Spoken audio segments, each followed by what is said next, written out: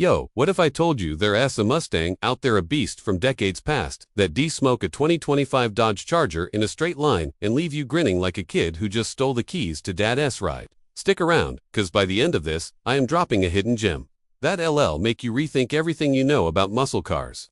Welcome to Garticler, where we don't just talk cars, we live them, breathe them, and probably dream about them too. I'm your host, just a guy who's been elbow deep in engine grease since I could hold a wrench, and today we are re-tearing into 10 Ford Mustangs that still have the guts to run circles around the shiny new muscle cars of 2025. Buckle up, this is gonna be a wild ride. Let us start with the truth bomb. The Mustang has been America's heartbeat since '64, when it rolled out and made every other car look like it was trying too hard.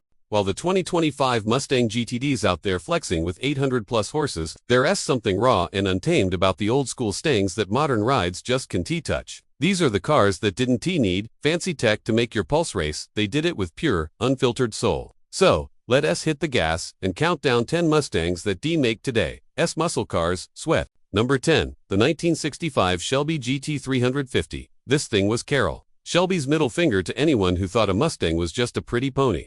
With a 289 V8 pumping out 306 horsepower. It wasn't just fast, it was a street-legal race car that dominated SCCA tracks. Compare that to a 2025 Mustang EcoBoost with 315 horses.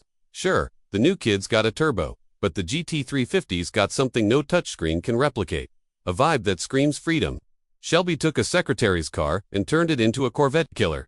You try taking a modern EcoBoost to a track and see if it's got that same swagger. Spoiler, it doesn't. Number 9, the 1967 Mustang GTA. This one's a sleeper. Ford slapped a 390 big block under the hood, cranking out 320 horses, and paired it with an automatic for the family man who secretly wanted to burn rubber. It's like if your accountant dad had a double life as a drag racer. The 2025 Mustang GT's got 480 horsepower, but it's lugging around 3,900 pounds. The 67 GTA lighter, meaner, and with a snarl that'd make a modern V8 blush.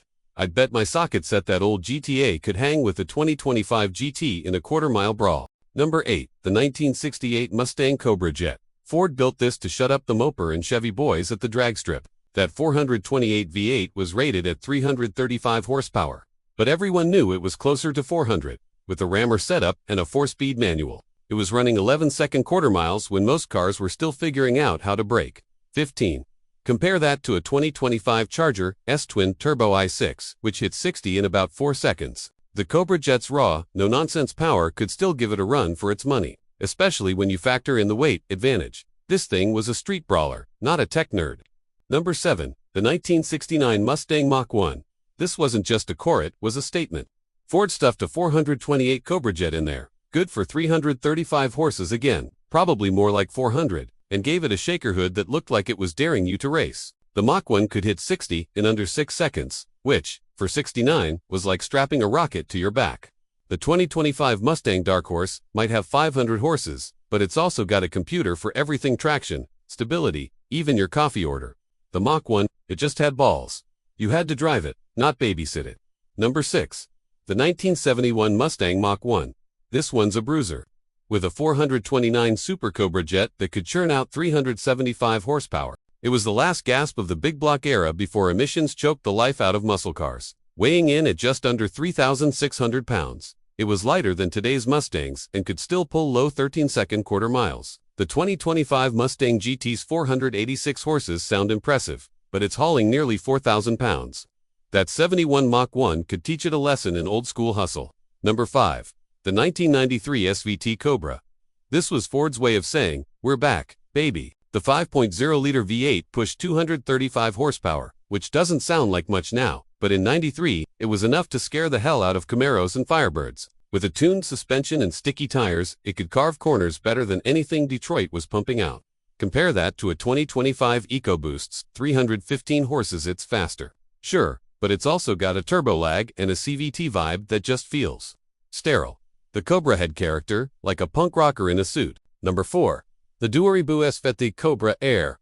Only tigaratas of these bad boys were made, and they were built for one thing: to dominate. A 5.4-liter V8 with 385 horsepower, a 6-speed manual, and no back seat, just a cross brace for stiffness. It hit 60 in 4.4 seconds and ran the quarter in 12.9. That's right in the ballpark of a 2025 Mustang GT. But here's the kicker. The Cobra R didn't. Need a digital dash or adaptive cruise control to make you feel alive. It was raw, like a shot of whiskey in a world full of kombucha. Number 3. The 2012 Mustang Boss 302. This was Ford's love letter to the original Boss from '69. Number 2. The 2013 Shelby GT 500. This thing was a monster 662 horsepower from a supercharged 5.8-liter V8, hitting 60 in 3.5 seconds and topping out over 200 miles an hour. It was the kind of car that made you check your life insurance before flooring it. The 2025 Mustang GTD might have 800 horses, but it's also a $300,000 superpart. The GT500 was a blue-collar hero, giving you supercar performance for under 6 figures. It still eats most 2025 muscle cars for breakfast. And now, the hidden gem, I promise, the #1 Mustang that still destroy anything in 2025. The 2012 Shelby 1000. This thing was insanity on wheels. A supercharged 5.4-liter V8 pumping out 1,100 horsepower in the street-legal version, or 1,200 if you went full race mode. 0 to 60 in under 3 seconds, a quarter mile in the low 10s, and a top speed north of 200. Ford didn't build it, Shelby did, and they only made a handful. It was so nuts, most owners were too scared to floor it. Compare that to the 2025 Mustang GTD's 800 horses. Sure, the GTD's got fancy suspension and aero, but the Shelby 1000 was just pure, unhinged power. It's the kind of car that make a modern muscle car cry for its mommy. So, why do these old Mustangs still hold up? Because they were built with heart, not just horsepower. Back then, cars weren't about who had the most sensors, they were about the thrill of the drive, the smell of burnt rubber, the roar of a V8 that shook your soul. The 2025 muscle cars are fast, sure, but they're also heavy tech-laden and sometimes feel like they're trying to be something they're not. These Mustangs. They knew exactly what they were. American muscle, born to raise hell? As we cruise to the finish line, here's the big question. Are we losing the soul of muscle cars in this race for tech and efficiency? The Mustang's still kicking, but with Camaros and Challengers gone, it's the last outlaw standing. So, tell me in the comments what's your favorite Mustang, and do you think it could still take on the 2025 pack? Hit that subscribe button if you're as car crazy as I am, and share this with your gearhead buddies. Let's keep the spirit of muscle alive. Until next time, keep your foot on the gas and your heart in the driver's seat.